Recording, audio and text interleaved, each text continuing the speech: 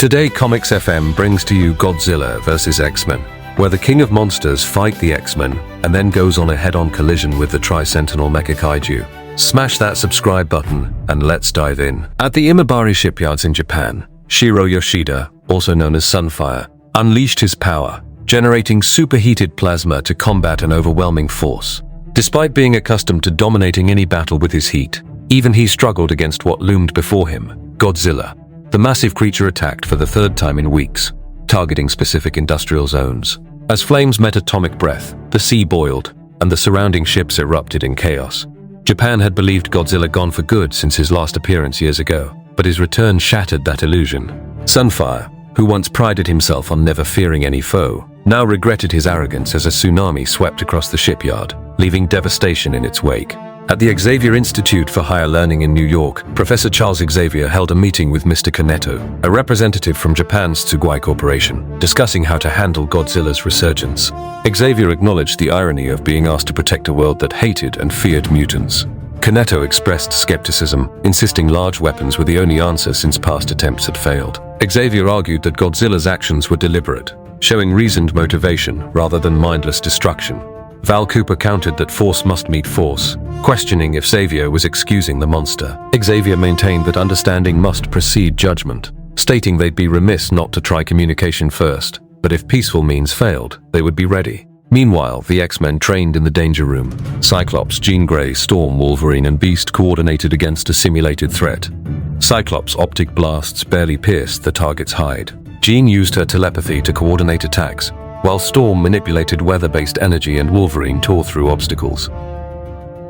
Beast observed the radiation signatures resembled Godzilla's origins, making the simulation eerily realistic. After the session, Xavier told the team that Valerie Cooper and Henry McCoy were arranging government cooperation.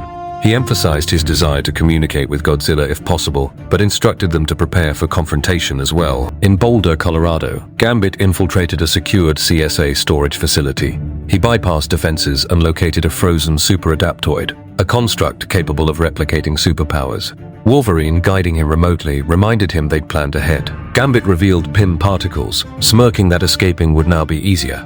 At the Tsugina manufacturing facility in Ise Bay, Nagoya, Japan, days after the previous events, Godzilla returned under the moonlight. Humanity's relentless pursuit of the monster had only led to self-destruction. Each time they hunted Godzilla, their actions provoked escalation, and in turn, Godzilla retaliated with obliteration. While humans justified their attacks in the name of security, they ultimately endangered everyone. Inside a nearby office, executives discussed logistics, saying that the parts lost in Godzilla's earlier attacks had been replaced by their American partner, and that offshore production would resume with a delivery scheduled in 2 days. Yet even as they spoke, Godzilla silently watched from the water. 2 days later, the Tsugina cargo ship neared port. The X-Men, aboard the Blackbird jet, tracked the situation. Cyclops noted that the creature was below the surface and instructed Beast to join them. Beast readied the jet's autopilot while complaining about the complexity of the plan, saying they should have just faced Godzilla directly. Cyclops reminded him they hadn't trained for giant-sized combat. Jean Grey added that they were used to psychic mind links, but connecting the team through the super-adaptoid would be difficult. She could feel intense rage radiating from Godzilla, though she couldn't read its mind, only its fury. As Godzilla surfaced, chaos broke out at the port. Workers panicked, shouting about the monster as the water rose. The super-adaptoid, charged with PIM particles, fell from orbit like a meteor, its telekinetic shield deflecting heat during re-entry before striking the ocean. The X-Men's combined consciousness guided it, channeling their powers through the construct. Cyclops, Jean, Storm, Wolverine, Beast, Gambit, and Xavier synchronized their minds as the adaptoid grew in size to match Godzilla. The giant hybrid being, imbued with plasma, optic blasts, lightning, and adamantium strength, confronted Godzilla directly. Cyclops sensed the monster's rage and realized it saw them as obstacles to its goal, not enemies. Beast detected heavy mechanical activity inside the cargo ship, and before the team could act, Cyclops shouted that it posed a danger and must be destroyed. As Godzilla clashed with the massive X-Men-powered super-adaptoid, a violent shockwave shook the harbor. Containers and cranes collapsed as the monster roared, and Sunfire shouted that something inside the Trust cargo ship was breaking free. Beast and Cyclops realized what was coming, with Beast joking that this must be the part where the enemy of our enemy becomes our friend. Cyclops replied grimly that nothing labeled Trask could be friendly. The ship split open, unleashing the Tri-Sentinel Mecha Kaiju. a fusion of Tri-Sentinel robotics and Kaiju DNA. The monster possessed the combined powers of Batra, Biolante, and Fire Rodan, giving it metamorphic abilities, acid sap, fanged tendrils, and atomic energy blasts. A report revealed Seguina Robotics had collaborated with Trask Industries, merging Sentinel tech with Kaiju traits to create a weapon capable of countering both mutants and monsters. The mechanical behemoth immediately attacked, forcing Godzilla, Sunfire, and the X-Men construct to turn their focus toward it. Xavier urged Chiro to cooperate, declaring they had to face the true threat together. Storm generated hurricane force winds, raising the water level and exposing the Tri-Sentinel. Wolverine, controlling the Adaptoid's claws, dove in to slash at it, while Godzilla unleashed his atomic breath. The combined assault overwhelmed the creature. Onshore, Xavier and Jean sensed the fear and rage of nearby humans who had built the machine, realizing they were victims of their own creation. As debris fell, Kanito tried to flee, but was caught in the destruction. Godzilla wrestled the Tri-Sentinel while the Adaptoid and Sunfire provided cover. Xavier's telepathic narration revealed humanity's cycle of fear, how each battle led to stronger, deadlier weapons.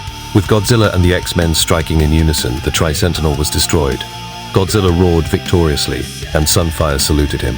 The Blackbird departed, with Xavier noting that though another battle was won, the war would continue until the reason for fighting itself ended. As the dust settled, Godzilla loomed over the ruins, glaring at Kanito, who cowered in fear.